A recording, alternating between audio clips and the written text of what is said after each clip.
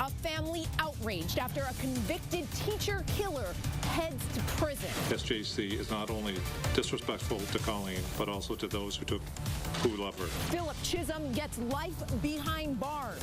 Why Colleen Ritzer's family is angry about her murderer's sentence. Sunshine for the weekend. One day is cold, the other day is warm. We'll sort it out. Sparks fly in the race for the White House. What we are dealing with here, my friends, is a con artist. Honestly, this is not a presidential guy. Donald Trump calls in backup as Marco Rubio tries to fight fire with fire after a heated debate. Plus, Hollywood says cut in Watertown. Why Mark Wahlberg and his crew are backing out of a plan to recreate the Watertown shootout for a marathon bombing movie. Then, feeling the heat, an e-cigarette explodes inside a New Hampshire home. And a local school's meaningful mission to help this beautiful girl battling cancer. Why volunteers are hoping you're the perfect match. Now, from the night team. 7 News at 11 starts now. Tonight on 7, he killed his teacher and is locked up for life. This court will impose the mandatory life sentence for the murder of Colleen Ritzer. But Colleen Ritzer's family says that's not enough. Today's sentence is unacceptable and the laws must be changed. SJC's decision was a betrayal. Tonight, why a life sentence might not be a life sentence in the teacher murder trial. Powerful words in court were followed by an emotional call for change from the family of Colleen Ritzer. The teacher's killer headed to prison, but it may not be for life. The night team's Kimberly Bookman, Live Force in Salem, with why the Ritzer family believes justice was not served. Kimberly? Well, at the time of the crime, Philip Chisholm was just 14 years old, and that age played a very big part in this sentence. I hate Colleen's killer and will never forgive him. He's evil, pure evil, and must be punished. Colleen Ritzer's family and friends very clear. They want her killer, 17-year-old Philip Chisholm, locked up for life. Put this animal behind bars to the maximum possible sentence, and I beg of you, Your Honor, do not give this coward the opportunity to shatter another family's lives. The 24-year-old math teacher was raped and murdered by her then 14-year-old student in the bathroom of Danvers High School back in 2013. This surveillance video shows him rolling a recycling bin with her body inside and dumping it in the woods. Her family says they are broken. Dan and Laura not only lost their sister, the sister they loved, they lost their parents, especially the mother that they knew, the person that I was, the person that I will never be again. The lives they knew ruined. Without Colleen, we weren't the Ritzer trio or the 3 Ritzer kids anymore. The dreams they had dashed. I will never get to walk Colleen down the aisle at her wedding. I'll never give her away at the altar or have that father-daughter dance at her wedding. Despite all their gut-wrenching accounts, underage offenders cannot be sentenced without parole. So as Ritzer's family looked on wearing her favorite color pink and Chisholm's mother teared up, the judge sentenced Chisholm to serve 40 years and then become eligible for parole. We are devastated and feel betrayed. The Ritzer family called the sentence unacceptable and demanded change. The notion of second chance should not be applicable in this case.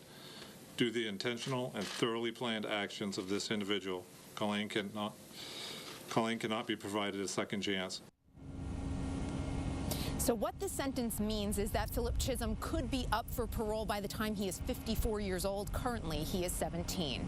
Reporting live from Salem, Kimberly Bookman, 7 News, Night Team. Well, the night team now turning to our chilly weather, with some of us going into the teens tonight, but we'll soon find some relief with an end of weekend warm up. Let's go ahead and check in with meteorologist Jeremy Reiner with a check of those current conditions. Jeremy. Right now, Boston at 27, Worcester 20 degrees, Jaffrey 20. Some wind left over from the afternoon. It's not quite as gusty as it was, but still 5 to 15 miles per hour. Sending wind chills down into the teens. Worcester, it feels like 8. Bedford feels like 12. Here in the city, it feels like 16. That wind will fade away overnight tonight, and the temps themselves will continue to drop down into the teens to around 20 by tomorrow morning. So a cold start to your weekend, and even through the day tomorrow, it's going to be a cool day with the temps only in the upper 30s to around 40. But earlier today, Kansas City and Little Rock, they made the 50s. I point that out because that air is in New England on Sunday. So Sunday features more sunshine, but much warmer on Sunday. Temps on Sunday, mid-50s. Now, from the night team, trying to trump Trump style. His rival wanted a full-length mirror. Maybe to make sure his pants weren't wet. I don't know. But today, the Donald had a Trump card up his sleeve. I'm happy to be on the Trump team, and I look forward to working with him. Candidates trade intense insults in the race for the White House. Donald Trump gaining the support of a Rubio rival. New Jersey Governor Chris Christie joins Team Trump weeks after Massachusetts Governor Charlie Baker threw his support behind Chris Christie. Tonight, Team Tim Caputo live at the State House with what Baker now thinks of Christie's choice. Tim? Yeah, Adam, it wasn't that long ago that Governor Charlie Baker was openly backing another Republican governor from a blue state, Chris Christie of New Jersey. But after today's somewhat surprising endorsement by Christie, Governor Baker wants to make it clear this doesn't mean he, too, is supporting Trump. 3 straight wins, a huge lead in the polls, and now the billionaire frontrunner got a major boost in the form of an endorsement from New Jersey Governor Chris Christie. And the Republican Party needs a leader who will make sure that Hillary Rodham Clinton never gets within 10 miles of the White House. And Donald Trump is that man. Tonight in Oklahoma, the former foe hit the campaign trail with Donald Trump, embracing his new role as attack dog. Let's have one more message for someone who's had a pretty big mouth today. Marco Rubio, your campaign is almost over, buddy. Senator Marco Rubio went after Trump at last night's debate and continued throwing punches Friday. Well, he's a con man. I think it's time to unmask him for what he is. Both he and Senator Cruz downplayed the endorsement some are calling a pivotal moment in this race. Chris is an articulate guy. You know, Donald probably needs a lifeline after last night. I like Chris. I don't think the endorsement was a big surprise to many observers. Massachusetts Governor Charlie Baker, who at one point backed Chris Christie, said Christie endorsing Trump does not mean he will too. I can tell you this, as I've also said before, I don't anticipate voting for Donald Trump. Both Cruz and Rubio are at risk of losing primaries in their own states, and Trump is hoping this surprising endorsement is enough to get him a clean sweep on Super Tuesday and beyond. How do you beat a sitting senator in Florida? How do you beat a sitting senator in Texas? They could have an embarrassing time. So Tuesday, big day, Tuesday, we have to get out there. Tuesday will be a big one, and don't expect that Governor Baker will be throwing his support behind any of the remaining candidates anytime soon. He said that at this point, he just hasn't decided who he'll vote for this coming November. We're live tonight outside the State House in Boston. Tim Caputo, 7 News Night Team. On the Democratic side, Hillary Clinton making her final push in South Carolina tonight before the primary tomorrow. She spoke at a rally there, accompanied by her husband, Bill Clinton. Senator Bernie Sanders trying to gain ground on Clinton's big lead in the polls there. Sanders started in Minnesota today before his final rally in South Carolina. Also from the night team, an SUV on a crash course in West Bridgewater today. Police say a 25-year-old driver lost control, hit a tree, and then slammed into a house. Emergency crews found him with his arm pinned under that same vehicle. They worked for about 20 minutes to free him. An elderly woman was sleeping inside the home at the time. She was not hurt, but her family is pretty shaken up by the crash. She was in bed and she was scared to death. You know, you got a car that flies 30 feet through the air and smashes into the front of your house. I imagine it makes quite a noise.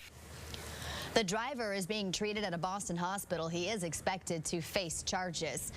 And Sky 7 in Canton forcing for the evening, that is, where a major accident shut down I-93. A medical helicopter actually had to land on the highway to rush a victim to the hospital after a car going south somehow ended up slamming into a guardrail head-on. No word on what caused the vehicle to crash or if there were any major injuries, but a lot of backup today. New at 11, a cruel crime after a fire rips through a North Andover home. This house went up in flames a few weeks back. Now we're learning thieves targeted the home after the fire, leaving one family very frustrated. The night team's Elizabeth Noreka live in North Andover with more from the family. Liz? Adam, such a heartbreaking story. Not only was the family displaced from this home, but now they say that someone broke into that home and looted it and also stole their car from their driveway. And now this frustrated family is just hoping for a break.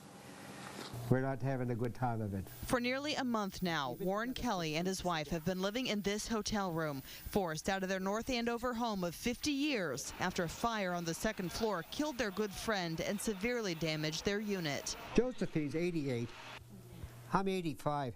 We're over the hill. We shouldn't have to be going through this. It is torture. Now another tough blow. The couple says their burned out home was looted and their car stolen from the driveway. I was upset.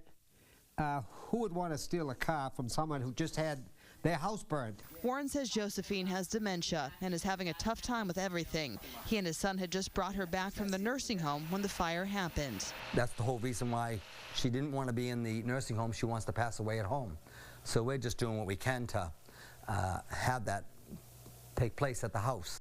Warren says he had limited fire insurance, and even if the home is salvageable, he says he doesn't have the money to fix it up. They'll soon be moving into an elderly living facility, but still holding on to hope they can return home to live out the time they have left. At this point, I don't know what I'm going to do. I really don't know what I'm going to do. No doubt a rough time for this family, but some good news in all of this. Police say that they did find that car. It was in Methuen, but no arrests have been made. We're live in North Andover tonight. Elizabeth Nareka, 7 News 19. We're following more news tonight. A change of plans for Mark Wahlberg and the crew behind a marathon bombing movie. The creators canceling plans to recreate the Watertown shootout where it happened. The night team's Susan Tran, Live Force in Watertown, with the reasons behind the decision. Susan? And Jodion town officials would only say it's not in the best interest of Watertown to have those scenes shot here. But for those who lived through the shootout, most of them say they're behind the movie making. The neighbors along Laurel and Quimby in Watertown remember all too well the gunfire, explosions, and aftermath. There's a lot of trauma that happened in Watertown.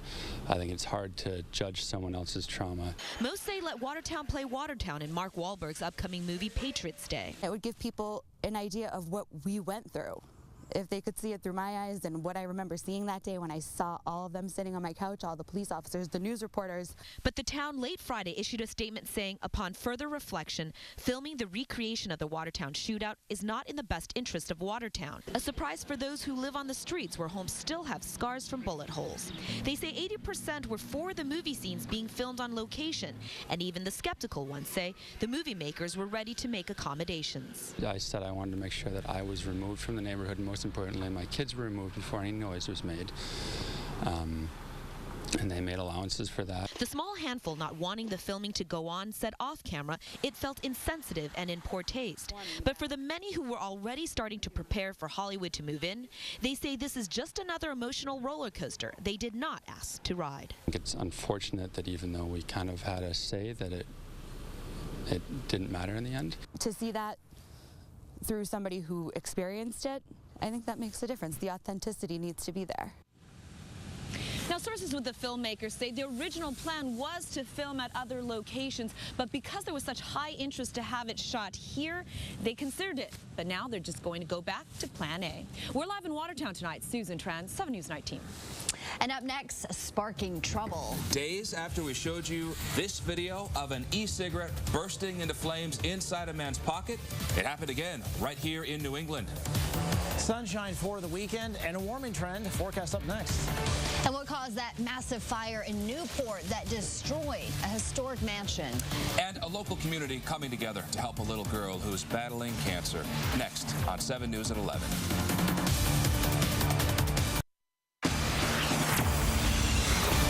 An explosive moment in New Hampshire leaving a mark. A New Hampshire man's e-cigarette bursts into flames. Tonight, firefighters are sending out a word of warning. That's right. They say e-cigarette explosions are more common and more dangerous than you think. The night team's Kelly O'Hara live in Rochester, New Hampshire tonight. Kelly, firefighters say the victim here was lucky. Yeah, he was lucky indeed. They say it's all operator error, though, as we saw in that video earlier this week, and they're warning people tonight, if you have these e-cigarettes, you really need to be careful. A Rochester man's e-cigarette goes up in flames. Firefighters say his device exploded. Woke up to his alarm sounding and a small fire next to his bed. He was very lucky that it just burned the floor and the area around it. And this isn't the first time this has happened. Just take a look at this video out of Kentucky. This man's e-cigarette catching fire while in his pocket. You could see his jeans catching on fire as he runs out the store. I was just shocked. What was that? You have a bomb in your pocket? I was totally shocked, and just like this, and my hands were on my head. That man rushed to the hospital and is expected to be okay. Firefighters here in New Hampshire say most of the time it's operator error. In this case, the man was simply using the wrong charger. Showed over the past 4 to 5 years that 80% of electronic cigarette fires occurred while in the charging phase. There's definitely operator error in this. So the bottom line, firefighters say, if you have an e-cigarette device like so many people do nowadays, make sure you use the charger that's given to you by the manufacturer. Don't use your iPhone 1 or anything else, and definitely make sure those batteries are changed. In Rochester tonight, Kelly O'Hara, 7 News Night Team. Officials say it's still too early to tell what caused this massive fire last night, destroying a historic mansion in Newport, Rhode Island. The building was undergoing renovations at the time. We do know that. The construction company's owner says that he was told gas heaters may have been to blame there. Well, Adam, all things being considered, I think the weekend forecast looks pretty decent, right? Seasonal, or maybe even a little better than that, but we really can't complain too much, Jeremy, based on what we've been blessed with. That's a way of putting it. I agree. It's very nice over the next few days. A little chilly tomorrow. Temperatures tomorrow near 40 degrees, which, you know, it's been such a warm winter that even when you find a normal cold day like today, and tomorrow you're like, wow, it's really cold out here. It is February, JR. Temps for the month of February about 2.5 degrees above normal. The warmest 65. The coldest when the polar vortex swung through. That's not coming back. That morning, though, it was a low of about 9 below in the city of Boston. My house that morning, 15 below. But the winter overall, meteorological winter, and again, meteorologists we are kind of weird to begin with, but when we look at meteorological winter, we look at the 3 coldest months of the year. So December, January, and February.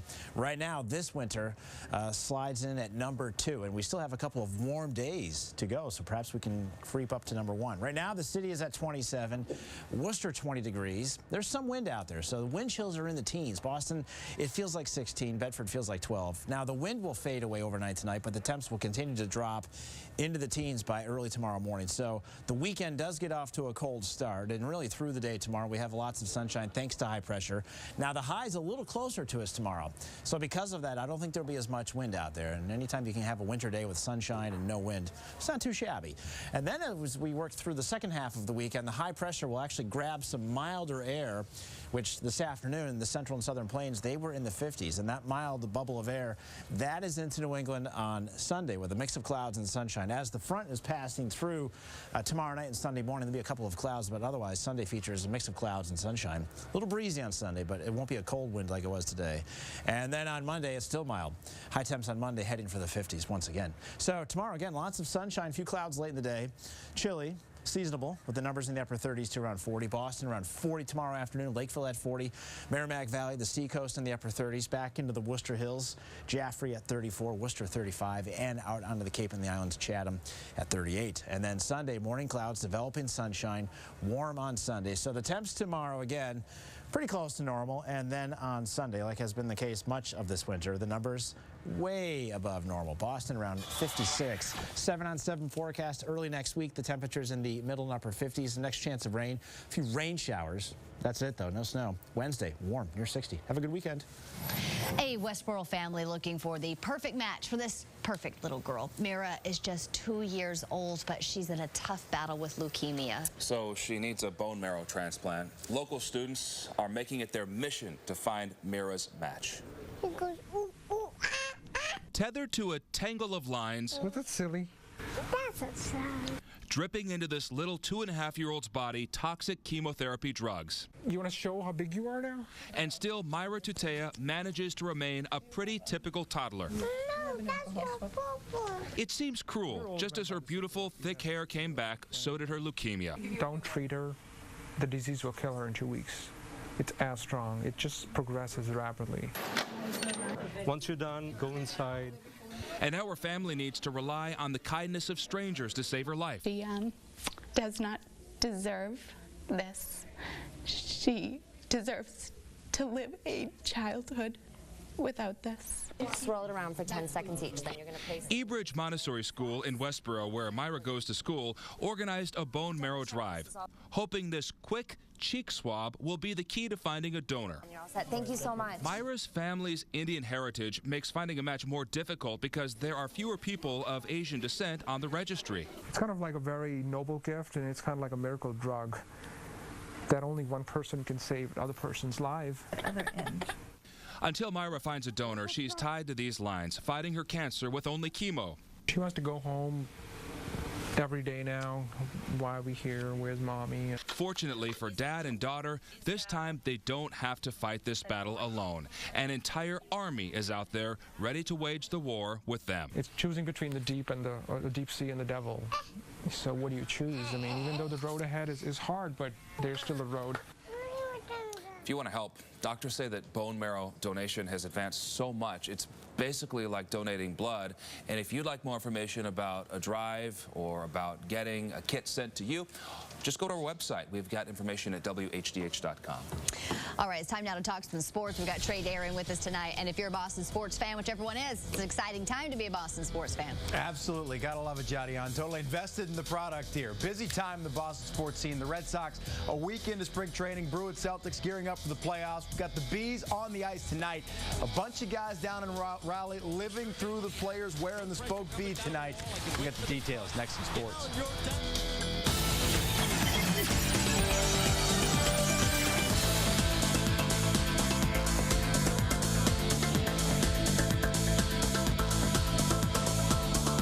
Play of the Day is brought to you by Capital One. And now, time for 7 Sports with Trey Darin. Father's Day still 4 months away, but the Bruins getting a chance to make the Pops proud tonight. The team welcoming the dads in the flight down to Carolina for the annual Father's Trip, and tonight the Bees turned in a performance that is sure to make them proud. The Bruins dads in the house at PNC Bank Arena. Didn't have to wait long to have something to cheer about. Opening frame, Patrice Bergeron playing in his 800th career NHL game, and much like the other 799, Bergie managing to make an impact. Gramps loving it, 1-0 Bruins on top. 2 minutes later, Matt Bolesky picking up his game in a big way lately, playing the puck off the boards, corralling it, and snapping it home. Boston out to a 2-0 lead. And plenty more in the tank for the Bees in the third. Bolesky slamming home the one-timer in front. His 4th career 2-goal game, 5 goals in his last 4. That's the best stretch of his year by far, and more old guys acting excited.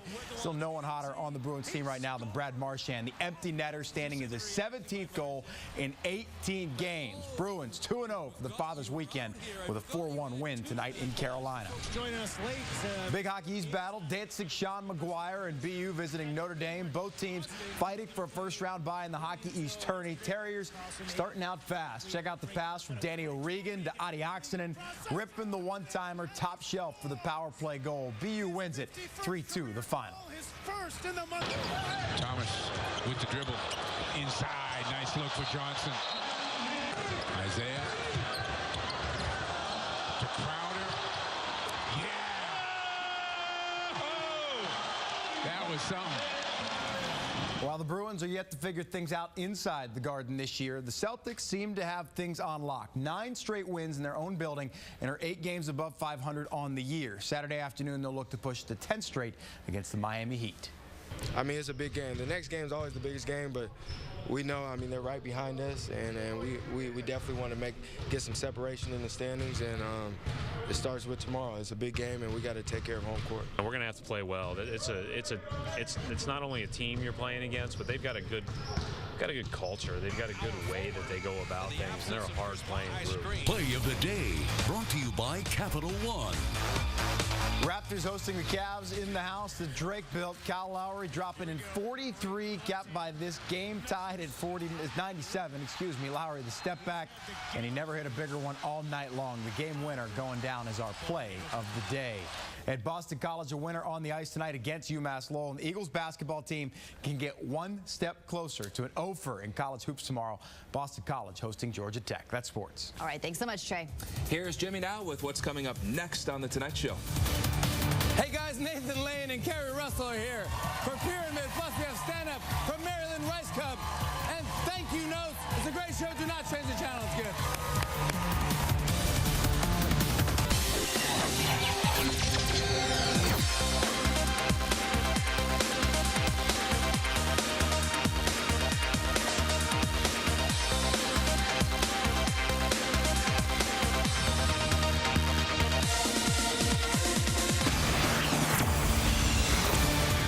Time for this Friday night. The Tonight Show starring Jimmy Fallon is next, everyone. I'm Jadian Thompson in for Kim Casey. And I'm Adam Williams. As always, wishing you a safe and terrific weekend. 7 News continues at 6 a.m. with our morning crew today in New England. Take care.